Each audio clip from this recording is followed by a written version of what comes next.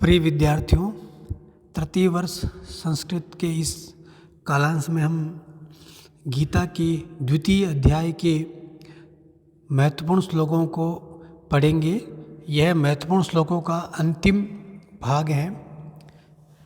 इस श्लोक में कृष्ण अर्जुन को संदेश देते हुए कहते हैं कि अर्जुन, प्रज्ञा अर्थात बुद्धि किसकी स्थिर होती है, अर्थात जो व्यक्ति स्थिर होता है वो कैसा होता है, उसके लिए क्या करना पड़ता है। इसके लिए कृष्ण अर्जुन को संदेश देते हुए कहते हैं, तस्मादस्य महाबाहो निगृहीतानि सर्वशः इंद्रियाणि इंद्रियार्थेभ्यः तस्य प्रज्ञा प्रतिष्ठिता। श्लोक का अन्वय, तस्मात् महाबाहो यस्य इंद्रियाणि इंद्रियार्थेभ्यः सर्वशः निगृहीतानि तस्य प्रज्ञा प्रतिष्ठिता भवति। कठिन शब्दों के अर्थ, तस्मात् इस कारण से। अर्जुन को कृष्ण ने पहले कारण बताया था कि जो हमारी इंद्रियां होती है वो शब्द, स्पर्श, रूप, रस और गंध से आकर्षित हो जाती है और बड़े बड़े महान व्यक्तियों को, संयमी व्यक्तियों को भी ये इंद्रियां अपने विषय से भगा ले जाती है, जैसे वायु नाव को समुद्र में पथभ्रष्ट कर देती है। इसी कारण से हे अर्जुन, जिसकी इंद्रियार्थेभ्य है, हमारी पंच ज्ञानेंद्रियां हैं, वो उनके पंच अर्थ हैं, उनके संबंधित विषय हैं। जैसे शब्द जो अर्थ है उसका ज्ञान करने वाली इंद्रिय है हमारे कर्ण या कान। जैसे हमने किसी को कुछ हमारे प्रति विपरीत बोलते हुए सुना, हमारा ध्यान भंग हो जाएगा। यदि प्रशंसा करते हुए सुना, हमारा ध्यान उसकी ओर आकर्षित हो जाएगा। तो शब्द जो अर्थ है उसका ज्ञान कराती है हमारे कर्ण। इसी प्रकार स्पर्श जो अर्थ है उसका ज्ञान करने वाली हमारी इंद्रिय होती है त्वचा। यदि कोई अत्यधिक शीत है या उष्ण है, कोमल है, कठोर है, तो उसको हम स्पर्श करके और हमें संवेदनाएं आ जाती है, हमारा ध्यान भी भंग हो जाता है।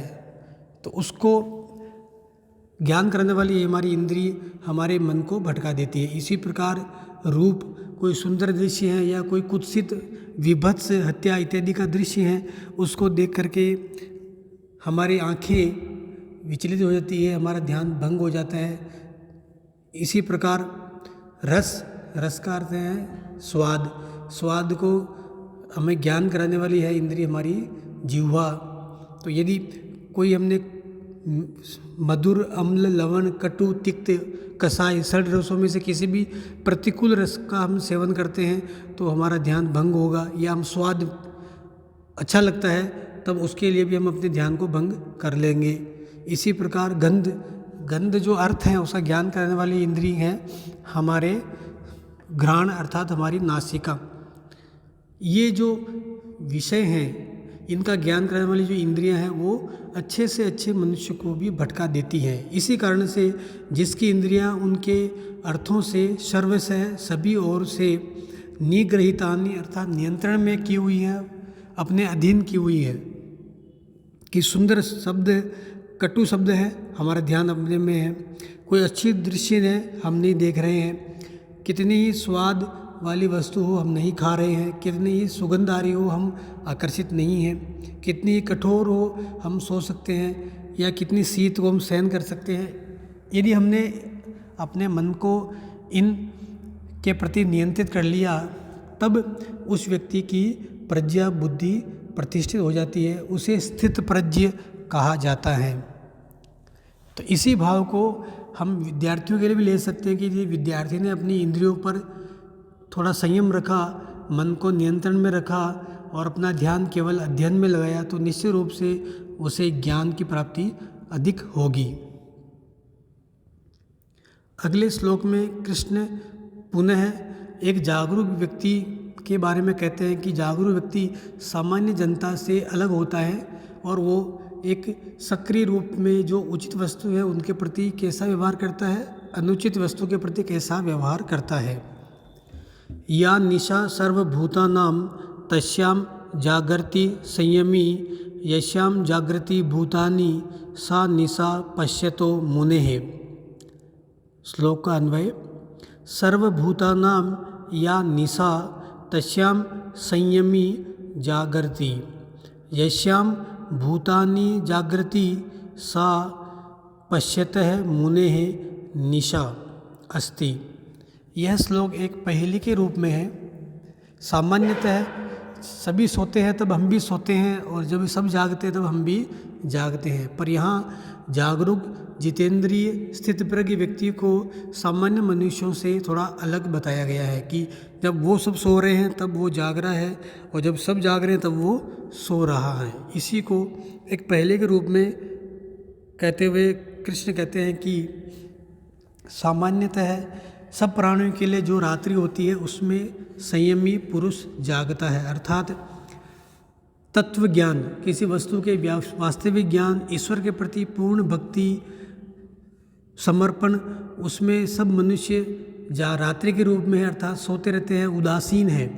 पर उस सच्चे ईश्वर की प्राप्ति के लिए संयमी पुरुष जागरूक है, जागता है और उसको प्राप्त करने का प्रयास करता है।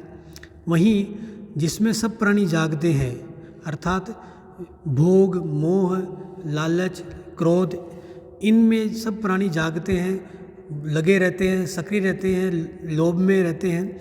उन दुर्गुणों के प्रति, उन भोग विलास के प्रति, सांसारिक माया के प्रति तत्वदृष्टा जागरूक व्यक्ति के लिए वह रात्रि के समान है, अर्थात वह उनमें नहीं पड़ता है, उनकी ओर उदासीन रहता है। यह श्लोक वास्तव में पहेली के रूप में ही है कि जब सब जो जागते हैं तब संयमी पुरुष सोता है, और जब संयम सब जिसमें सोते हैं उसमें संयमी पुरुष जागता है। तो वास्तव में सामान्य जनों के विपरीत महान तत्वज्ञानी विपरीत रहते हैं। जैसे बुद्ध लोग सामान्यतः अधिकार के लिए, सत्ता के लिए, राज्य के लिए लड़ते हैं, मरते हैं, भाई बंधुओं को मारने के लिए तैयार रहते हैं, पर बुद्ध ने उनको छोड़ दिया था। उसी प्रकार आत्मा की अमरता के विषय में सभी उदासीन है, पर संयमी पुरुष जागता है। और शरीर जो नश्वर है, नष्ट होगा, उसके प्रति सभी रहते हैं सक्रिय, पर संयमी पुरुष अपने शरीर के प्रति, सौंदर्य के प्रति उदासीन रहता है। अब इस अंतिम श्लोक में, गीता के द्वितीय अध्याय के अंतिम श्लोक में कृष्ण पुनः अर्जुन को कहते हैं कि शांत व्यक्ति कौन होता है, उसके लिए एक उदाहरण के रूप में स्पष्ट करते हुए कृष्ण समझाते हैं। आपूर्यमाणम् अचलं प्रतिष्ठं समुद्रमापः प्रविशन्ति यद्वत् तद्वत् कामायम प्रविशन्ति सर्वे स शान्तिमाप्नोति न कामकामी। आपूर्यमाणमचलप्रतिष्ठं समुद्रमापः प्रविशन्ति यद्वत् तद्वत् कामायं प्रविशन्ति सर्वे स शान्तिमाप्नोति न कामकामी। श्लोकान्वय। यद्वत् आपूर्यमाणम् अचल प्रतिष्ठं समुद्रम आपः प्रविशन्ति तद्वत् यम सर्वै कामाः प्रविशन्ति सह शांतिम आपनोति न काम कामी। कठिन शब्दों के अर्थ।